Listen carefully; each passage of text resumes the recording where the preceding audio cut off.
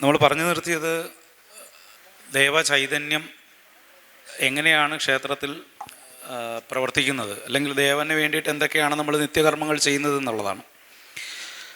ആ നിത്യകർമ്മം കൃത്യമായി അനുഷ്ഠിച്ചു പോന്നാൽ എങ്ങനെയുള്ള സന്തതി പരമ്പരകളെയാണ് നമുക്ക് സൃഷ്ടിക്കുവാൻ സാധിക്കുക എന്നുള്ളത് ശങ്കരാചാര്യരുടെ ഉദാഹരണത്തിലൂടെ പറഞ്ഞു വച്ചു.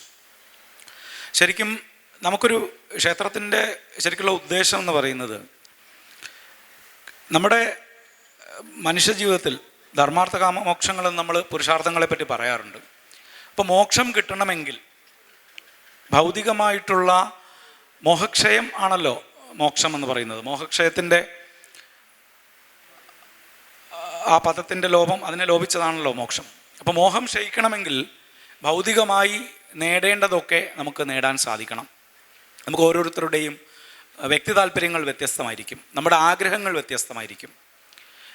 ഏത് തരത്തിലുള്ള ആഗ്രഹങ്ങളും അത് ധാർമ്മികമാണെങ്കിൽ അത് സാധിച്ചു തരാൻ കഴിവുള്ള ചൈതന്യമാണ് ശരിക്കും ക്ഷേത്രത്തിൽ വിരാജിക്കുന്നത്. ഉദാഹരണത്തിന്, ഒരു സത്സന്താനം ഉണ്ടാകണം എന്നാണ് നമ്മുടെ ആഗ്രഹം. വിവാഹം കഴിഞ്ഞു, വർഷങ്ങൾ കുറച്ചേറെയായി, കുട്ടികളുണ്ടായിട്ടില്ല എങ്കിൽ സന്താനഗോപാല മന്ത്രങ്ങൾ കൊണ്ട് വൈഷ്ണവപരമായ സേവകളും കാര്യങ്ങളും ചെയ്യാറുണ്ട്. അതുപോലെ തന്നെ ചില സൂക്തങ്ങളൊക്കെ ജപിച്ച് നെയ്യും മറ്റും കഴിക്കാറുണ്ട്. അങ്ങനെയുള്ള ചില പ്രയോഗങ്ങൾ കൂടി ചെയ്യുന്നതിന് ക്ഷേത്രത്തിൽ അതിന് സംവിധാനം ഉണ്ട്. എന്തിന്? ഗർഭിണിയായാൽ ഉത്തമമായ സന്താനം ഉണ്ടാവാനും അത് നല്ല പ്രസവം ഉണ്ടാകുന്നതിനും വേണ്ടിയിട്ട് പണ്ട് 12 ദിവസം ഗർഭിണിമാർ ഭജനമിരുന്ന അമ്പലങ്ങളുണ്ട്. ഇന്ന് എത്ര പേർക്ക് അറിയാമെന്ന് എനിക്കറിയില്ല. ഉദാഹരണത്തിന് തിരുവല്ല വല്ലഭക്ഷേത്രത്തിൽ ഈ പറഞ്ഞ പ്രകാരം 12 ദിവസം ഗർഭിണികൾ ഭജനമിരിക്കുകയും അവർക്ക് പ്രത്യേകിച്ചൊരു ഭഗവാന് നേദിച്ചൊരു വസ്തു കൊടുക്കും. അതിന് തൃപ്പുളി എന്നാണ് പേര്. ഭഗവാന് പാളയിൽ ചോറും മറ്റ് വിഭവസമൃദ്ധമായ സദ്യ നേദിച്ച് അതോടൊപ്പം തൃപ്പുളിയും വെച്ചിട്ട് അത് ഈ ഗർഭിണികൾക്ക് കഴിക്കാൻ കൊടുക്കും. ഇന്ന് തിരുവല്ലക്കാർക്ക് ഈ വിഷയം ഓർമ്മയുണ്ടോ എന്ന് പോലും അറിയില്ല. അപ്പോൾ പറഞ്ഞു വന്നത്, അങ്ങനെ കുട്ടി ഉണ്ടായി കഴിഞ്ഞു. ശരി, കുട്ടി ഉണ്ടായി കഴിഞ്ഞാൽ അവന് നല്ല ബുദ്ധി ഉണ്ടാകുന്നതിന് വേണ്ടിയിട്ട് ശ്രീകൃഷ്ണസ്വാമിക്ക് വെണ്ണയും കദളിപ്പഴം നിവേദിച്ച് കൊടുക്കുന്ന പദ്ധതിയുണ്ട്. ചില വിശേഷ ഘൃതങ്ങളിലും ജ്യോതിഷ്മതി തൈലം പോലുള്ള അങ്ങനെ ഒട്ടേറെ ആയുർവേദ ഡോക്ടറാണ് ഇരിക്കുന്നത്, അദ്ദേഹത്തിന് അറിയാം. ആയുർവേദത്തിൽ പറയുന്ന ബുദ്ധിക്ക് വർദ്ധിപ്പിക്കുന്നതിന് ഉതകുന്ന ഔഷധങ്ങളെ ക്ഷേത്രത്തിൽ കൊണ്ടുവന്ന് ജപിച്ചു കൊടുക്കുന്ന, വിശേഷ സൂക്തങ്ങളൊക്കെ ജപിച്ചു കൊടുക്കുന്ന പദ്ധതിയുണ്ട്. ഇനി വിവാഹ തടസ്സത്തിനാവട്ടെ, ഇങ്ങനെ ഭൗതികമായി നമുക്ക് വേണ്ടുന്നതെല്ലാം തന്ന്, ആ ധനത്തിനാവട്ടെ, ഒട്ടേറെ കാര്യങ്ങൾക്കുള്ള റിക്കുകൾ വേദത്തിൽ പറയുന്നുണ്ട്, തന്ത്രശാസ്ത്രപരമായ മന്ത്രങ്ങൾ പറയുന്നുണ്ട്. അങ്ങനെയുള്ള പ്രയോഗങ്ങളൊക്കെ ചെയ്ത് ദേവനെ ആശ്രയിക്കുന്നവരുടെ ഭൗതികമായ വിഷയങ്ങളെ നിവർത്തിച്ചു കൊടുക്കുക. അങ്ങനെ നിവർത്തിച്ചു കൊടുക്കുമ്പോൾ എന്ത് സംഭവിക്കും? പയ്യെ പയ്യെ നമുക്ക് വിരക്തി ഉണ്ടാവും. ആഗ്രഹിച്ചതെല്ലാം നേടിക്കഴിഞ്ഞാൽ പിന്നെന്താ ജീവിതത്തിന് രസം? ഒന്നുമില്ല. പിന്നെ അത് കഴിയുമ്പോൾ പയ്യെ നമ്മൾ എന്ത് ചെയ്യുന്നു?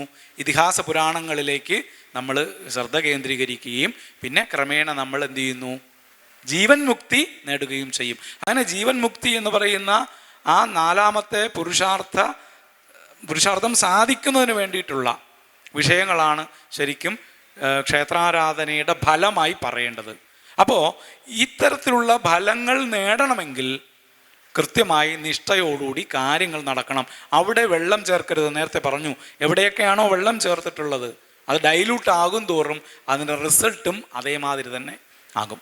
അപ്പോൾ തന്ത്രശാസ്ത്രം എന്തൊക്കെയാണ് ഒരു ക്ഷേത്രത്തെ പറ്റി, ക്ഷേത്രത്തിൽ നിന്ന് പ്രതീക്ഷിക്കുന്നത്, ക്ഷേത്രത്തിൽ ചെയ്യുന്നത് എന്നുള്ളതിനെയൊക്കെ പറ്റി ക്ഷേത്ര കാര്യക്കാർ എന്നുള്ള നിലയിൽ ക്ഷേത്രത്തിൻ്റെ കാര്യകർത്താക്കൾ അറിഞ്ഞിരിക്കണം. അതിനുള്ള എളുപ്പവഴി ഇത്തരത്തിലുള്ള ചില ചർച്ചകൾ മാത്രമല്ല, അതിനു വേണ്ടിയിട്ടുള്ള ചില ശിബിരങ്ങൾ കേരളത്തിൽ സംഘത്തിൻ്റെ കീഴിലുള്ള നമ്മുടെ ക്ഷേത്ര സംരക്ഷണ സമിതി പോലുള്ള സംഘടനകളൊക്കെ അത്തരത്തിൽ ശിബിരങ്ങൾ നടത്താറുണ്ട്. അത്തരത്തിൽ സംഘടനാപരമായിട്ടോ അല്ലെങ്കിൽ ഇത്തരത്തിലുള്ള കൂട്ടായ്മകളോ അങ്ങനെയുള്ള ശിബിരങ്ങൾ സംഘടിപ്പിക്കുക, ക്ഷേത്ര കാര്യകർത്താക്കളെ അതിൽ പങ്കെടുപ്പിക്കുക. ഇനി വായിച്ച് മനസ്സിലാക്കാൻ എളുപ്പത്തിൽ നമുക്ക് ഈ വിഷയത്തിൽ പറയാവുന്ന ഒരു ഏറ്റവും പ്രധാനപ്പെട്ട ഒരു ഗ്രന്ഥമുണ്ട്, ക്ഷേത്ര ചൈതന്യ രഹസ്യം. നിങ്ങൾക്ക് ചിലരെങ്കിലും വായിച്ചിട്ടുണ്ടാവും. സംഘത്തിൻ്റെ പ്രചാരകമായിരുന്ന മാധവജി അദ്ദേഹം രചിച്ച ക്ഷേത്ര ചൈതന്യ രഹസ്യം, അതുമായി ബന്ധപ്പെട്ട കുരുക്ഷേത്ര പ്രകാശനം അടക്കമുള്ളവ പ്രസിദ്ധീകരിച്ച ഗ്രന്ഥങ്ങളുണ്ട്. അതൊക്കെ വാങ്ങി വായിച്ച് അതുപോലെ തന്നെ ശിബിരങ്ങളിൽ പങ്കെടുത്ത് അറിവ് നേടി തെറ്റുകളെ തിരുത്തി, തെറ്റുകളെന്നല്ല ശരികളിൽ നിന്നും, ചെറിയ ശരികളിൽ നിന്നും വലിയ ശരികളിലേക്ക് നമ്മൾ മാറി എന്തൊക്കെയാണ് നവീകരണം, എന്തൊക്കെയാണ് ജീർണോദ്ധാരം എന്ന് തുടങ്ങിയ എല്ലാം തന്നെ ഒറ്റ ഉദാഹരണം പറഞ്ഞ് അവിടെ അവസാനിപ്പിക്കാം.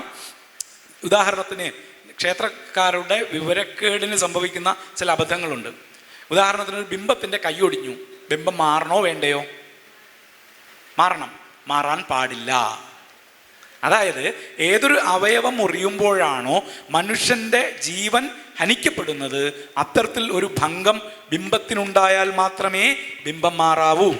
അപ്പോൾ ഒരു കയ്യോ കാലോ ഒടിഞ്ഞാൽ വാർത്തു കെട്ടുകയാണ് ചെയ്യേണ്ടത്. ആയിരത്താണ്ടുകളായി നിലനിൽക്കുന്ന ബിംബത്തിനെ കൊണ്ട് കടലിൽ ഉപേക്ഷിക്കുകയല്ല വേണ്ടത്. അപ്പോൾ ഇങ്ങനെ ചെയ്ത അമ്പലങ്ങളുണ്ട്. അവിടെ എന്താ പ്രശ്നം?